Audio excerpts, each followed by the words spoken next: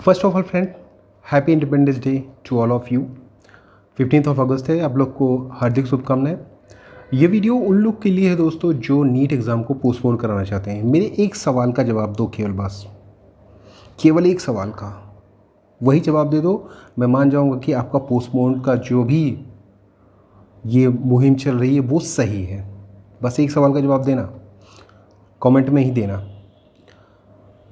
आज मैंने देखा ट्विटर पे बहुत सारे लोग ये बोल रहे हैं कि मेरे लिए इंडिपेंडेंस डे तभी होगा जब there will be no NEET and JEE exam in September. ठीक है, माना सितंबर में आपने एग्ज़ाम को पोस्टपोन करवा दिया।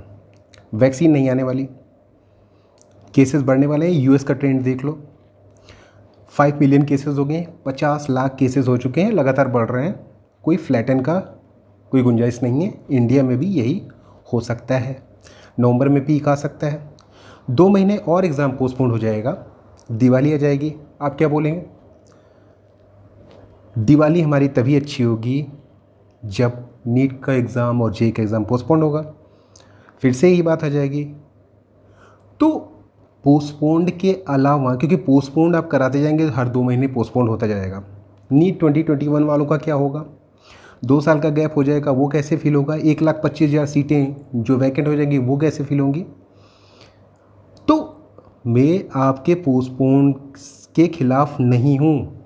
आपकी जो मांगे हैं वो भी जायज़ हैं। केसेस बढ़ रहे हैं, डेथ भी बढ़ रही हैं, कंटेनमेंट जोन बढ़ रहे हैं, रेड जोन बढ़ रहे हैं, स्टूडेंट सफ़र कर रहे हैं मेंटली, फिज़िकली। कुछ के घर में कोरोना है, कुछ पेरेंट्स सफ़र कर रहे हैं, बहुत सारी पिटीशंस हैं एग्ज़ाम को लेके। लेकिन ये पोस्टपोन वाला क्या चक्कर है, मुझे नहीं समझ में आया। 2 महीने बाद फिर पोस्टपोन आप कराएंगे तो कब तक पोस्टपोन का चक्कर चलेगा? मुझे एक प्रॉपर सॉल्यूशन बताओ कि क्या होना चाहिए, क्योंकि postpone is not the solution, it is really a problem, big problem. क्योंकि हर 2 महीने आपका एग्ज़ाम पोस्टपोन होगा, एग्ज़ाम नहीं हो पाएगा, 2020 में एग्ज़ाम ही नहीं होगा। तो जो लोग एग्ज़ाम पोस्टपोन करते हैं, एक प्रॉपर सॉल्यूशन बताओ क्या होना चाहिए। जो MBBS BDS की सीटें 2020 में वैकेंट हो जाएंगी, उनका क्या होना चाहिए, कैसे उसमें एडमिशन होना चाहिए?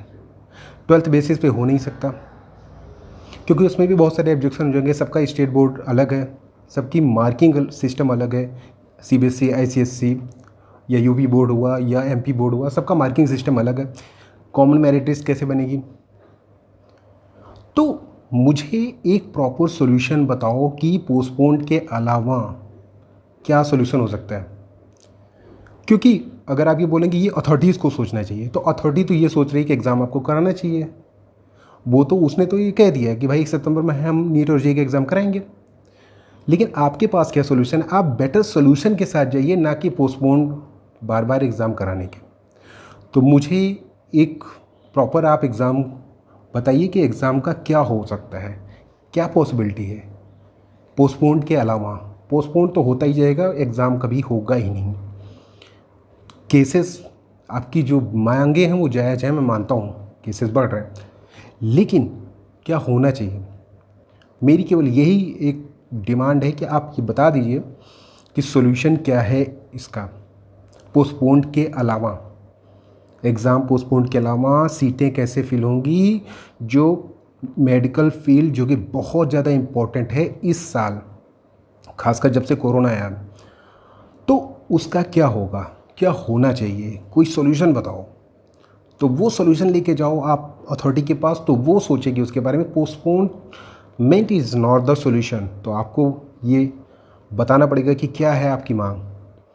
तो जो लोग चाहते हैं बताना, वो मेरे कमेंट में बता दीजिए कि क्या है, आप क्या सोचते हैं पोस्टपोन के अलावा कैसे सीटें फिल कैसे हों, कैसे हों फिल, ये इसके बारे में आप बता दीजिए। मे बी आप में से बहुत सारे लोगों को मेरी बातें बहुत बुरी लगी होंगी, लेकिन फिर भी है तो सच्चाई। कोई और सॉल्यूशन बताइए मुझको, या मुझे बताने की क्या ज़रूरत है? आप जिनसे पोस्टपोन की डिमांड कर रहे हैं उनको बताइए। That's all. Thanks, bye, take care.